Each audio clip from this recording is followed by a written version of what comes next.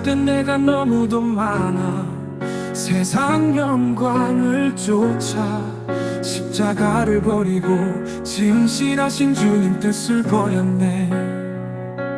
교회는 무너지는 바벨론 성, 동복의 벽이야.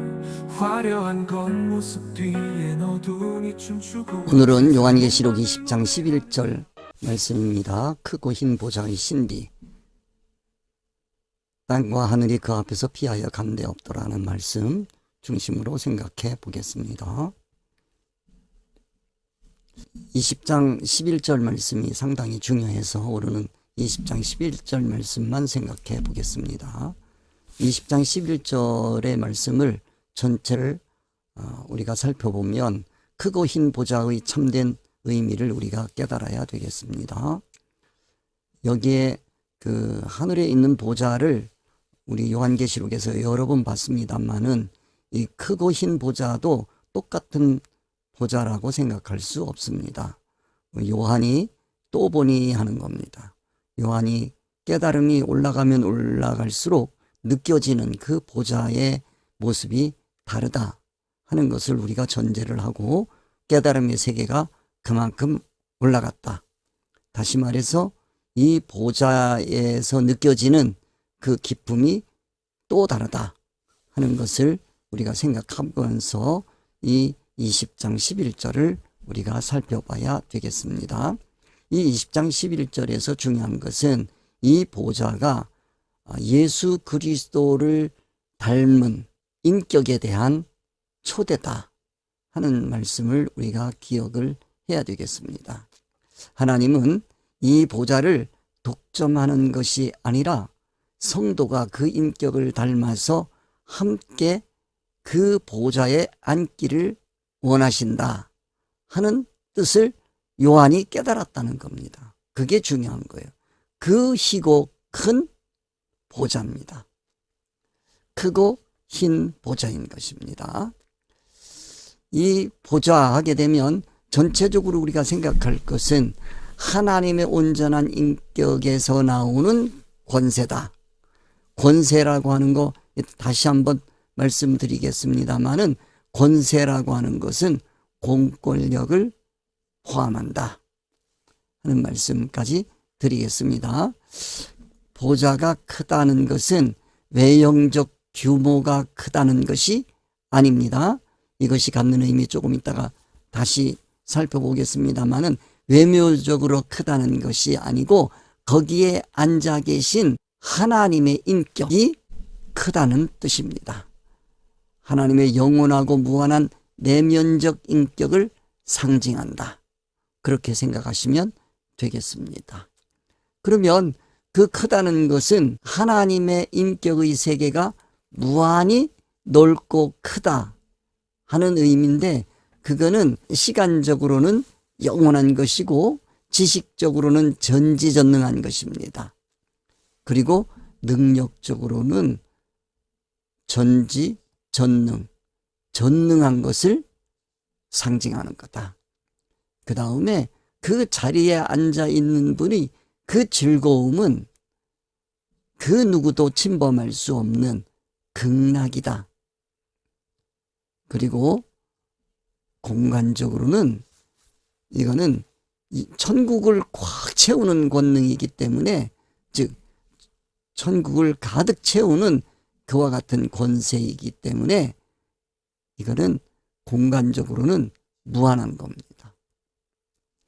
그 다음에 우리가 두 번째로 우리가 생각해야 되는 것은 하나님의 통치를 상징하는 것이기 때문에 하나님의 통치를 위해서 땅과 하늘이 사라지는 겁니다. 그 땅과 하늘이 사라지는 것이 어떤 의미인지 또 내가 크고 흰 보좌와 그 위에 앉으신 이를 보니 땅과 하늘이 그 앞에서 피하여 간데 없더라 하는 이 의미가 무엇인지 우리가 살펴보게 될 것입니다. 땅 하게 되면 물질적 소욕이라고 말씀을 드렸습니다. 소원하고 목적하는 겁니다. 세상의 성공이 목적이 아니고 자신의 구원과 인격 성장을 위해서 세상적 건설을 멈춰야 하는 그와 같은 모습을 상징한다. 그 다음에 하늘을 하게 되면 여기 하늘이라고 하는 것은 하나님이 계신 그 하늘이 아니고 인간들이 올라갈 수 있는 최고의 곳입니다. 그것을 창세기에서는 궁창이라고 표현했습니다. 창세기에서 윗물과 아랫물을 가를 때 그 사이 경계가 바로 하늘입니다. 궁창입니다. 그 궁창을 상징하는 거다. 그래서 이 궁창을 뚫고 올라가는 거예요. 이 세상에서. 우리는 이 궁창에 막히면 안 됩니다. 기독교인은 이 궁창을 뚫고 올라가는 거예요. 근데 대부분 이 궁창을 뚫지 못하고 이 세상의 모든 정신세계는 이 궁창 아래에 있다. 이렇게 생각하시면 되겠어요.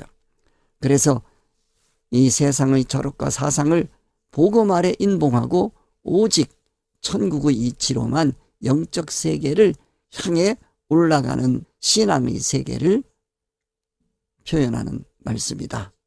이렇게 알아주시면 되겠습니다. 영이 이성을 지배하는 삶이요. 내 안의 세상적 이론이 이제는 사라지고 영이 이성을 지배한다. 영이라고 하는 건 오직 진리 이치로만 먹게 되어 있어요. 이 세상 이치는 먹지를 않아요. 그래 영은 죽질 않는 거예요. 이 세상 사람들은 영이 무엇인지 모르는 겁니다. 기독교인만 독특하게 영이 있는 겁니다. 하나님께서 새롭게 예수 그리스도를 통해서 창조해 주신 영을 뜻하는 것이다. 이렇게 알아두시면 되겠습니다. 그래서 영이 이성을 지배할 때 비로소 하나님의 온전한 통치가 시작되는 겁니다. 또 내가 크고 흰 보좌와 그 위에 앉으신 이를 보니 땅과 하늘이 그 앞에서 피하여 간데 없더라. 이 본다는 의미를 다시 한번 생각해 두시기 바랍니다. 제가 요한계시록을 강해하면서 계속 강조했던 내용을 여러분들 또 기억해 두시기 바랍니다. 본다는 것은 이 육적 감각으로 보는 게 아닙니다. 이거는 영적 감각입니다. 예수 그리스도를 통해서 우리에게 재창조해 주신 그 영으로 보는 세계를 뜻하는 겁니다. 그래서 이거를 우리는 깨닫는다라고 표현하는 겁니다. 우리가 성경을 읽을 때 육적 감각인 눈이나 이 세상 가치관의 지식으로 보는 것이 아니고 거기에 숨겨져 있는 계시의 뜻, 하나님의 계시성, 이 계시를 깨닫는 거예요. 그것이 성경을 보는 의미가 되는 겁니다. 그래서 성경은 표면과 이면으로 되어 있다고 그랬어요. 표면을 읽는 것으로 끝나면 안 됩니다. 표면 뒤에 숨겨져 있는 하나님의 의사, 하나님의 뜻을 읽어낼 수 있어야 되는 겁니다. 그걸 깨달았다, 그렇게 표현하는 겁니다. 요한은 열린 문을 통해서 더 높은 차원의 진리를 목격한 겁니다. 말씀의 세계는 들어가면 들어갈수록 깊어지고 신비롭습니다. 이 문을 열고 들어간 사람은 씻은 돼지처럼 이전의 구덩이로 돌아갈 수 없는 겁니다. 어떤 목사님이 저에게 물어봅니다. 목사님, 그렇게 세세하게 가르쳐가지고 언제 이 성경을 다 깨닫습니까? 그때 제가 말씀을 드렸어요. 저는 이 말씀의 세계의 문을 잠깐 열어드리는 것 뿐이지 내가 성경 전체를 다 깨닫게 해줄 수는 없는 겁니다. 그건 삼위일체 하나님께서 하실 일입니다. 저는 그저 문을 열어드리는 것 뿐이에요. 그리고 그 문을 열고 들어가면 그 세계에 들어간 사람은 거기에서 새로운 세계를 맛보고 스스로가 그 길을 걸어갈 수 있는 거예요. 학교로 얘기하면 중학교 선생이면 중학교에 학생들을 가두어둘 수가 없는 겁니다. 고등학교로 진학시켜야 하는 거예요. 고등학교 선생님은 대학교로 진학시켜야 하는 거예요. 대학교의 선생님들은 대학교를 졸업해서 사회인으로 자라갈 수 있도록 해줘야 되는 거예요. 만약 대학교 교수가 초등학교 지식을 가지고 대학생에게 가르친다면 그곳에서 아무것도 배울 수가 없는 거예요. 선생들이 그러면은 그 학생들은 바보가 되는 거예요. 오늘날 기독교 지도자들이 이거 심각하게 생각해야 됩니다. 나는 오늘 나와 만나고 있는 성도들을 얼마나 높은 세계로 인도하고 있는지, 그곳을 향해서 나갈 수 있도록 천국 문을 얼마나 열고 있는지, 계시의 문을 얼마나 열고 있는지 스스로가 늘 돌아봐야 돼요. 그 영적으로 자라갈 수 있는 사람들을 가두어 놓고 자기 밑에 두고 종 부리듯이 부리려고 하는 그런 짐승성을 가지고 있지는 않은지 돌아봐야 하는 겁니다. 이 요한계시록의 이 세계를 깨닫고 나면 이 세계가 무궁무진한 겁니다. 그런 걸 여러분들이 기억해 두시기 바랍니다. 이 크다는 것은 규모가 아니라 인격입니다. 보좌가 크다. 또 내가 크고 흰 보좌 그랬을 때 크고 흰 보좌 그러면 이거는 육적 감각으로 느낄 수 있는 그 보좌가 아닌 겁니다. 많은 사람들이 이 크고 흰 보좌 그랬을 때 자기가 장대한 어떤 그 폭포 장관이 벌어지고 있는 어떤 산 위에서 아래를 보고 또는 하늘의 그 수많은 별들을 보고 감탄해서 이야기하는 내가 오늘 하나님의 보좌를 본 것 같습니다. 그러면 그 깨달음의 세계가 높다고 할 수는 있지만 그거는 오히려 전지전능하신 하나님을 만나고 그 전지전능하신 하나님을 자기가 그 세계를 조금 맛봤다. 그 정도라면 그거는 일반 종교에서도 그런 걸 느낄 수가 있어요. 그런 걸 경외심이라고 하거든요. 자연 앞에 자신이 한없이 초라하게 보이는 그 모습을 보고 내가 하나님을 봤다. 보좌를 봤다. 그러면 그건 일반 종교입니다.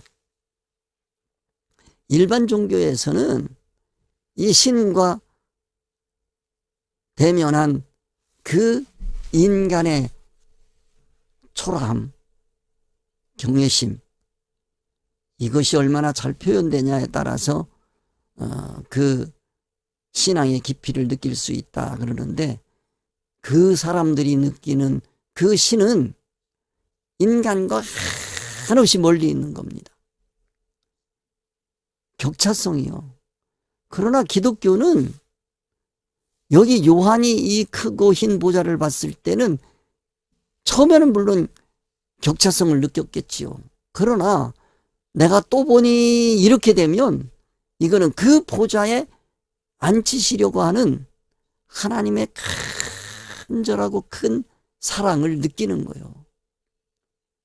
그 사랑을 느꼈다. 이렇게 생각하면 되는 겁니다. 이게 기독교입니다.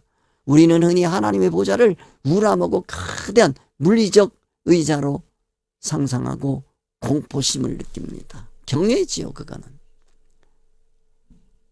그런 경지에 머물러 있으면 안 됩니다. 성경에서 말하는 크다는 것은 눈에 보이는 그런 외형이 아니라 보이지 않는 내면 즉 하나님의 온전하신 인격의 위대함을 느끼는 겁니다. 그러면서 그 가운데서 하나님의 사랑을 느껴야 돼요. 하나님의 큰 사랑, 그걸 느껴야 돼요. 만약에 이 의자에 크고 흰 보좌에 앉으신 그 인격체를 자기가 느끼지 못했다면 거기에 앉은 존재는 짐승도 앉을 수 있는 거예요. 짐승이 그 보좌에 앉아서 자신의 힘을 과시한다고 생각해 보십시오. 우상이거든요. 기독교의 지도자들이 이 우상에게로 성도들을 인도하고 있는 건 아닌지 깊이 성찰해 봐야 됩니다. 이 보좌에 앉으신 이를 요한이 봤다고 하는 것은 그 끝없는 하나님의 사랑, 그 보좌에 앉기를 간절히 원하시는 하나님의 크신 사랑을 깨달은 요한의 벅찬 가슴, 그거를 여기서 느껴야 되는 거예요. 또 내가 크고 흰 보좌. 이 흰 보좌는 권세를 상징하는 겁니다. 거기에 앉으신 그분의 온전한 인격을 느껴야 되고, 그리고 거기에서 나오는 진리를 이해해야 되고, 그 진리 기준으로 모든 인격자들을 심판하는 그 권세를 이해를 해야 되는 겁니다. 이 권세라고 하는 것은 그 결과는 심판의 공권력을 얘기하는 겁니다. 이 세상 사람들의 그 부패한 정신을 가진 그 판사가 아니에요. 우리는 세상 사람들의 그 판사를 생각할 때 너무 실망스러울 때가 많거든요. 세상 판사들 그 양심도 없이 재판하는 그런 얘기를 들을 때마다 마음이 아프잖아요. 그러나 그거 어떻게 할 수 없잖아요. 공권력이니까. 이 공권력을 가진 자가 잘못 행사하게 되면 그게 우상인 거예요. 크고 흰 보좌 하는 것은 이루 헤아릴 수 없는 그 하나님의 온전한 인격에서 흘러나오는 그 법에 의한 공권력입니다. 그거를 느껴야 되는 거예요. 기독교인은 바로 그 공권력을 가질 수 있는 거예요. 하나님은 그 자리에 우리 그리스도인들이 앉기를 간절히 바라는 거예요. 그 하나님의 사랑을 요한이 느꼈다는 거예요. 이 느낌의 세계, 깨달음의 세계에 우리가 동참할 수 있어야 되겠습니다. 제가 이 귀한 그 하나님의 온전한 인격의 세계를 어찌 다 말씀드릴 수 있겠습니까? 제가 아까도 말씀을 드렸습니다. 그저 문을 조금 열어드리는 것 뿐이니까. 이 힌트를 가지고 여러분들이 그 문을 향하여 걸어가고 그 문을 통과해 들어가셔야 되는 거예요. 제가 문을 열어드리는 것 뿐이요. 그 다음엔 이루 말할 수 없는 그 천국의 신비가 여러분을 기다리고 있는 겁니다. 이 보좌에서 나오는 진리를 여러분들이 이해를 하셔야 됩니다. 이 진리로 이루어진 보좌의 속성은 지식적으로는 전지하고 능력적으로는 전능합니다. 즐거움적으로는 극락이야.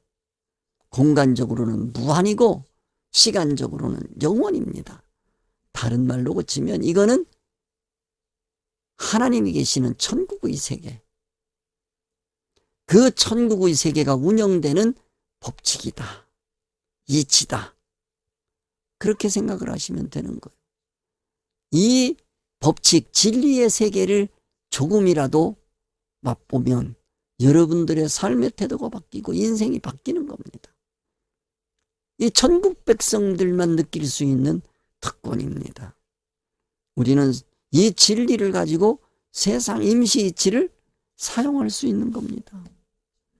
예수 그리스도께서 사신 것 같은 삶을 살 수 있는 겁니다.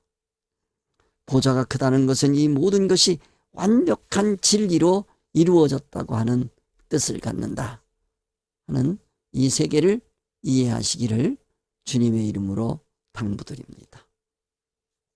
크고 희다라고 하는 건, 크다라고 하는 것을 여러분들이 이해를 하셨다면 이제 희다는 거, 희다라고 하는 것은 빛의 세계입니다. 영광의 세계입니다. 그 보좌의 그 빛과 영광성을 표현할 때 희다라고 표현한 겁니다. 이 진리 이치가 배어나오는 거예요. 흘러나오는 거예요. 희다는 것은 밝게 빛나는 영광을 의미하는 겁니다. 천국성이에요. 이거 한마디로 얘기하면 하나님이에요. 하나님을 만난 겁니다. 이것은 흠이 없는 완전한 인격에서 뿜어져 나오는 다스림의 권세다. 아까 권세하면 공권력이라고 말씀을 드렸습니다. 어두움이 조금도 없는 순결한 통치를 표현한다. 이것이 바로 흰 보좌의 정체입니다. 진리의 세계에 이르면 막힘이 없고 어두움이 없는 세계예요. 지난 시간에도 말씀을 드렸습니다만은 출애굽할 당시에 10가지 재앙 중에 흑암 같은 재앙이 있습니다.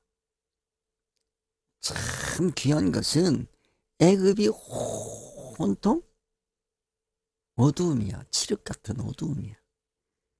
그런데 이스라엘 백성들이 있는 곳은 환해요. 이 교회가 이래야 되는 거예요. 세상은 온통 캄캄해요. 그런데 교회는 환해야 되는 겁니다. 진리의 빛으로 환해야 되는 거예요. 진리의 빛이라고 하는 것은 성경의 표면을 얘기하는 게 아니고 성경의 이면의 세계예요. 계시의 세계예요. 그 계시의 세계, 하나님의 의사성의 세계, 하나님의 뜻, 그 세계가 밝히 깨달아지는 거예요. 교회가 그래야 되는데 교회가 과연 진리 이치로 지금 운행되고 있는지 아니면 임시 이치로 운영되고 있는지 여러분들이 잘 살펴보셔야 됩니다. 이렇게 교회가 되어서 출애굽할 수 있을까? 자, 여기서 크고 흰 보좌를 내가 또 보니 하는 그 요한은 그 보좌에 앉기를 간절히 바라는 하나님을 만난 거예요. 주 예수 그리스도를 만난 거예요. 왜 하나님께서 이 보좌를 요한에게 보여주셨겠습니까? 그리고 말씀을 통해서 왜 우리에게 이 보좌를 보여주시겠습니까? 구경하라는 겁니까? 느끼라는 겁니까? 우주를 보고 천국을 연상하라는 겁니까? 하나님을 연상하라는 겁니까? 아닙니다. 그 크고 흰 보좌에 내가 앉기를 원하시는 거예요. 그 크고 흰 보좌에 아무나 앉는 거 아니잖아요. 오직 우리 주 예수 그리스도밖에 앉을 수 없는 자리잖아요. 그건 바로 네가 이 자리에 앉아라. 다른 말로 고치면 네가 나를 닮아야 되겠다. 네가 나를 닮아서 이 자리에 앉아야 되겠다 하는 보좌로 초청하시는 하나님의 사랑의 메시지입니다. 전년왕국가 심판을 지나서 하나님이 원하시는 최종 목적은 성도가 하나님의 성품을 닮아서 그 통치의 자리에 함께 앉는 것이다. 이것을 사도 요한이 느낀 거예요. 깨달은 거예요. 얼마나 가슴이 벅찼겠습니까? 오죽하면 내가 또 보니 이랬겠어요. 또 내가 크고 흰 보좌와 그 위에 앉으신 이를 보니 그랬단 말이에요. 보좌에 초청하시는 하나님을 만났을 때 요한이 느끼는 감회가 어땠을까? 자신을 또 볼 수밖에 없는 거죠. 저 자리로 나를 초청하시는 뜻은 내 모습 이대로 받으소서 그거 아닙니다.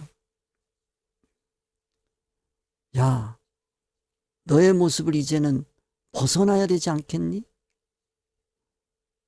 그 음성을 들으면서 요한이 그 보좌로 나아가 보니 땅과 하늘이 피하여 간데 없더라.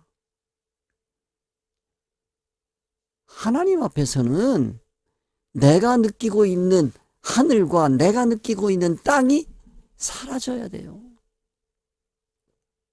그 요한 자신이 그 보좌 앞에 가보니 여전히 자기 앞에는 땅과 하늘이 있던 거요. 자신에게는 세상 욕망, 세상 소원 목적이 여전히 자리 잡고 있고, 그러니까 또 이 사도 요한을 아주 아래로 쳐다보면 안 됩니다. 이 보좌 앞에 갔을 때 느낄 수 있는 자신이 세상을 향하여 가지고 있는 욕망, 그게 또 보이는 거예요. 자신이 이 세상에서 비조성으로 벗어버리지 못하고 바탕을 두고 있는 인간의 논리가 있는 겁니다. 근데 이렇게 말씀은 제가 드립니다마는 사도 요한이 가지고 있었던 그 땅과 하늘의 경지를 우리는 아직 이해할 수는 없지만 우리 나름대로는 그 보좌에 가면 버려야 할 땅이 있고 하늘이 있다라고 하는 것은 꼭 이해하시기 바랍니다. 그래야 그거를 뚫고 올라갈 수 있는 거예요. 버리고 올라갈 수 있는 거예요. 우리는 결코 그 보좌에 앉을 수 없어요. 그 하늘과 땅을 가지고는 그걸 뚫고 올라가야 돼. 그 하늘로 올라가기 위해서는 이 세상 거를 버려야 되는 겁니다. 물질적으로 버린다는 뜻이 아닙니다, 이게. 그들이 사라져야 비로소 진리의 통치가 시작되는 겁니다. 그것을 버려야 내가 그 자리에 앉을 수 있는 겁니다. 땅이라고 하는 것은 우리가 농사를 짓고 건설하는 삶의 터전이지 않습니까? 내가 짓고 있는 이 농사가 천국 농사인지 세상 농사인지 또 점검해 봐야 돼요. 지금까지는 이게 천국 농사였을지 모르지만 요한처럼 한 단계 올라가서 또 보면 아, 내가 이게 세상 농사를 짓고 있구나. 그거를 깨달아야 돼요. 그리고 그걸 버려야 돼. 그걸 버린다라는 것은 아무데나 버리는 게 아니요. 그거 아무데나 버려지는 게 아닙니다. 내가 이거를 디딤돌로 올라가기 위해서 이거를 버리기 위해서는 내가 누군가를 제자 삼아서 그에게 전수해 줘야 돼요. 그러면 그게 내 발판이 되는 거요. 그게 버리는 거요. 모든 성도는 다 목회자가 돼야 되는 거요. 그러지 않으면 맨날 남의 거 얻어먹어 가지고는 절대 버리지 못해요. 이 말씀을 여러분들이 듣고 조금이라도 깨달았습니까? 그리고 그 단계에서 올라갔습니까? 그러면 이제 그거를 벗어나야 되는데 그 땅을 벗어나고 그 하늘을 벗어나기 위해서 중요한 것은 제자 삼아야 돼요. 그래서 예수님께서 땅끝까지 이르러 제자 삼으라고 한 거예요. 증인 삼으라고 한 거예요. 근데 그게 아니고 그 목적이 하나님의 뜻이 아닌 이 땅에서의 축적이라면 어떤 목사님이 그럽니다. 나에게 내가 너무 성경을 열심히 가르치니까 어떤 사람은 주변에서 이단이라고 하지를 않나, 어떤 사람은 신천지 같다고 하지를 않나, 어떤 사람은 성도들 너무 그렇게 가르치면 겨먹어요, 안 돼요. 나는 그래서 그분에게 얘기했어요. 제발 좀 성도들이 말씀으로 나한테 겨먹었으면 좋겠다. 잘 왔다는 뜻이잖아요. 그러면 나는 그거보다 더 깨달아가려고 내가 한 발 더 올라가야지. 같이 겨먹고 투닥거리고 싸우고 있으면 돼요? 그리고 올라오지 말라고 그러고 두들겨 패고. 그게 교회 지도자가 할 짓이요. 나는 아이들이 쫑알거리면 좋더라고요. 오, 조금 컸구만. 애들이 크는 모습이잖아요. 예수를 믿는다는 것은 땅을 더 사모으는 게 아니에요. 이 교회들이 땅 사모으느라고 정신이 없어. 부동산 투기하느라고 걱정입니다. 내 마음속의 땅, 세상 욕망을 치워버리는 과정입니다. 이 신앙의 성숙이야. 땅이 사라질수록 천국 보좌는 커지는 겁니다. 제발 이 말씀을 들으시는 여러분들, 여러분 앞에서 땅이 사라지는 천국 보좌가 나타나기를 주님의 이름으로 축원드립니다. 하늘은 인간의 철학과 논리를 뜻하는 겁니다. 하늘은 형이 하학적인 땅을 넘어선 형이 상학의 세계입니다. 즉 인간의 고상한 정신세계와 철학을 상징합니다. 소크라테스, 석가모니 등등 많이 있지 않습니까? 성인이라고 하는 분들, 그들이 가지고 있는 그 이치가 세상 이치요. 다.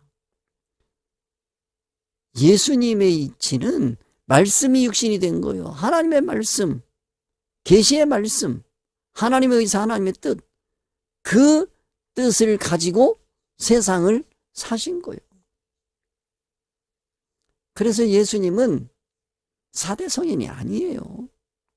세상의 깊은 이치들이 이 4대 성인이라고 하는 사람들이 가지는 그 이치 속에 속합니다만은 그 하늘이요. 그 하늘을 뚫고 올라가야 돼요. 이거는 우리가 뚫고 올라갈 수 있는 게 아니고 그 하늘을 뚫고 내려와서 예수 그리스도께서 우리가 그 하늘로 끌어올리시는 겁니다. 우리의 위에 뚜껑, 그거를 무저갱이라고 앞에서 말씀드렸어요. 우리의 무저갱에 뚜껑을 씌우고 그리고 그곳에 인봉해 놔야 됩니다. 세상의 깊은 이치들이 다 여기에 속하는 거예요. 하늘 아래 있어요. 하지만 이것은 인간의 이성 활동일 뿐입니다. 영의 세계인 하나님의 진리가 아니라고 하는 것을 여러분이 아셔야 돼요. 이 하늘이 둘이 있거든요. 예수 그리스도께서 뚫고 내려오시는 그 하늘의 세계와 인간이 올라갈 수 없는, 더 이상 올라갈 수 없는 궁창의 세계를 여러분들이 이해하셔야 돼요. 이 궁창이 하늘이요. 이래서 여러분들이 또 창세기를 빨리 또 들으셔야 되겠어요. 창세기를 내가 할 수 있어야 될 텐데. 이 요한계시록 끝나면 창세기 할 겁니다. 창세기 여러분들 다시 깨달으셔야 돼요. 자, 다시 말씀드립니다. 하늘, 이 하늘을 공해야 돼요. 뚫을 수 없게. 그리고 그 위에 올라서야 된다고요. 즉 우리는 이 무저갱에 뒤집어 씌워놓은 이 뚜껑 위에 올라서야 되는 거예요. 이 뚜껑이 바로 예수 그리스도의 반석인 겁니다. 그 인봉해 놓은 거예요. 그리고 우리는 무저갱으로 내려갈 수가 없어요.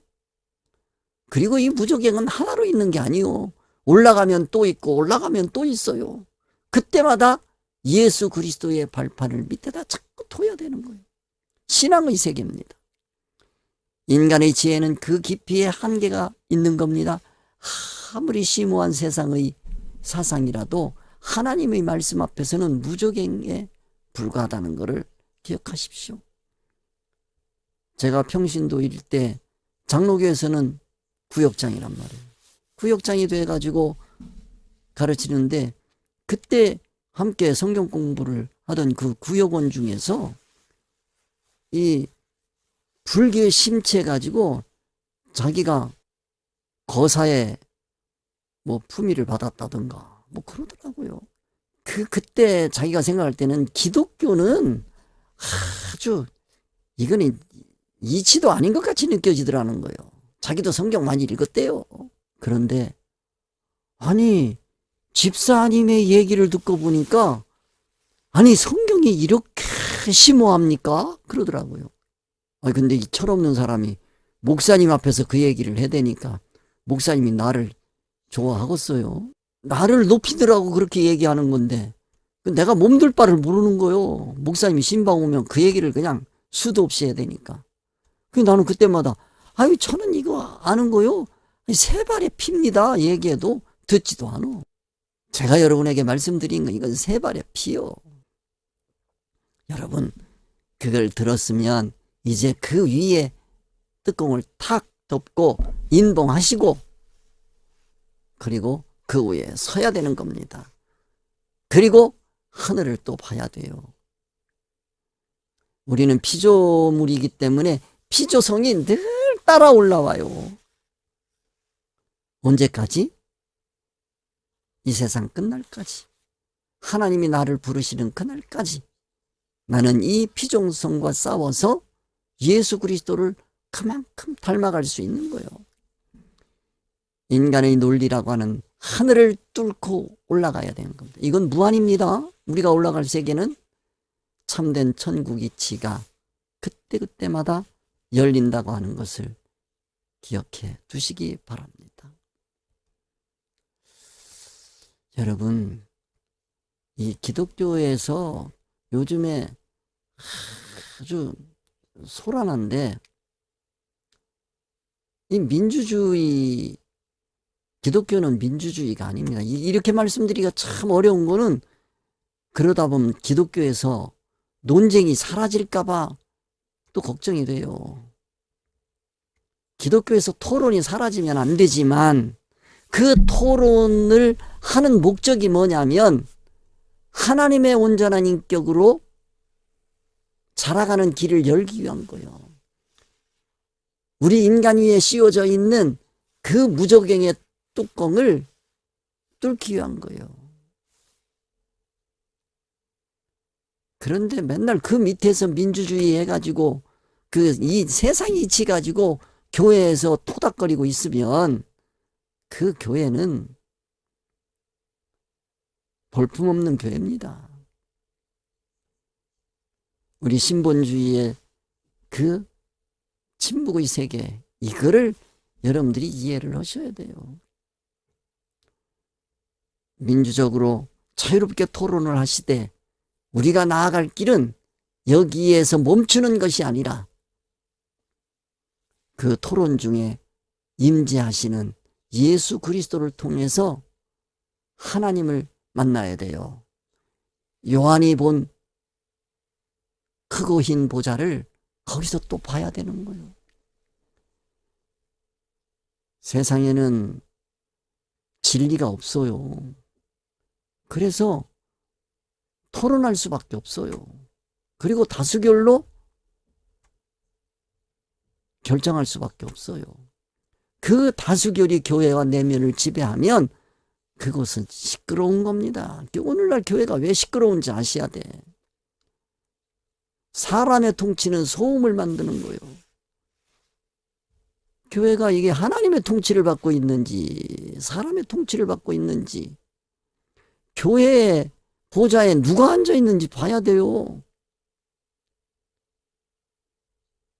거룩한 곳에 뭐가 앉아 있는지를 봐야지. 하나님의 통치는 땅과 하늘이 간데없는 고요한 평화를 가져오는 겁니다. 거기는 아니오가 있을 수 없어요. 하나님 보좌 앞에서 아니오가 어찌 있어요. 그 세계를 자꾸 열어가야 되는 거예요.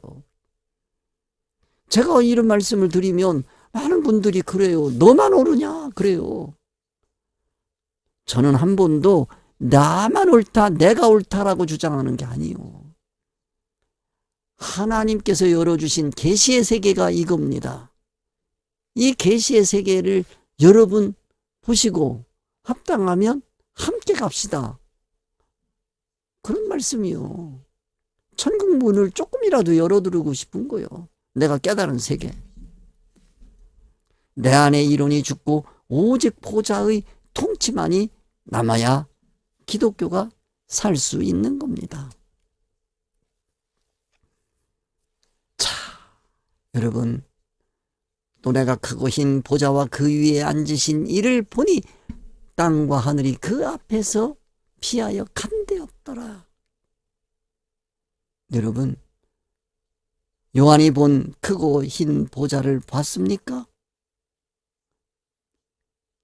그러면 여러분들은 땅과 하늘이 여러분 앞에 여전히 있을 수가 없는 겁니다. 사도 요한이 앉으려고 할 때 땅과 하늘은 사라졌습니다. 지금 우리가 그 보좌를 향하여 걸어가고 그곳에 앉아야 됩니다. 그런데 내가 여전히 그 보좌 앞에서 땅의 문제로 싱그럽고 하늘의 논리로 복잡하지 않은지 살펴야 됩니다. 진정한 믿음은 내 안의 땅과 하늘을 지우고 그리고 오직 주님의 인격으로 채워지는 겁니다. 오늘 이 주님의 온전한 인격이 여러분에게 채워지기를 주님의 이름으로 축원합니다. 그래서 여러분에게 땅과 하늘이 사라지는 역사가 일어나기를 바랍니다. 그렇게 될 때 여러분들은 궁창을 뚫고 올라가게 됩니다. 하나님의 통치를 받게 되는 겁니다. 하나님의 통치를 받는 삶의 아름다움을 여러분들이 기억하십시오. 야곱을 기억하십시오. 야곱이 꿈에서 본 하늘문이 열리고 사다리가 놓이고 그 사다리를 통해서 천사들이 오르락내리락 하는 모습을 보는 거예요. 이 하늘문이 열리게 되시기를 주님의 이름으로 축원드립니다. 예수님을 믿는다는 것은 땅을 치우는 겁니다. 예수님을 믿는다는 건 하늘을 뚫고 올라가는 겁니다. 세상의 목적과 이론을 내려놓고 오직 크고 흰 보좌의 진리와 인격이 당신의 유일한 통치자가 되게 해야 합니다. 이게 요한이 본 보좌입니다. 이 성경에 나타나는 많은 분들이 이 보좌를 본 겁니다. 나름대로는 본 거예요. 여러분들도 이 보좌를 봐야 됩니다. 그것이 우리가 앉아야 할 자리인 겁니다. 야곱이 거기 앉은 거예요. 자, 우리 오늘 이렇게 기도합시다. 주여, 내 심령에 세상의 땅과 인간의 하늘이 사라지게 하옵소서. 오직 크고 흰 보좌의 통치만이 내 안에 가득 차게 하옵소서. 그리하여 주님이 예비하신 그 자리에 넉넉히 앉을 수 있는 귀한 자가 되게 하여 주옵소서. 예수 이름으로 기도합니다.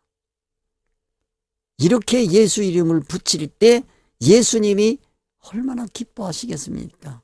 동의하시지 않겠습니까? 맨날 입만 벌리면 세상 달라 그러지. 그리고 깨달아서 올라간다는 건 궁창 미치지. 그리고 끄트머리는 꼭 예수님의 이름으로 기도합니다라고 하지. 그러면 예수님께서 얼마나 통탄하시겠어요. 내가 언제 그런 기도를 너에게 가르쳐 주었느냐. 그것도 모르고 이 귀한 기독교의 신앙 세계를 여러분들이 오늘 조금이라도 여는 귀한 기회가 되시기를 주님의 이름으로 축원드립니다. 수고하셨습니다.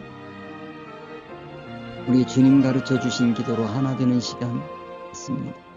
하늘에 계신 우리 아버지여, 이름이 거룩히 여김을 받으시오며 나라의 임하옵시며 뜻이 하늘에서 이루어지는 것 같이 통해서도 이루어지고 오늘날 우리에게 이런 양식을 주시고 우리가 우리에게 죄 지은 자를 사하여 주옵시 우리 죄를 사하여 주옵시고 우리를 시험에 들게 하지 마옵시고 하나님께서 나라와 권세와 영광이 아버지께 영원히 있사옵나이다. 아멘.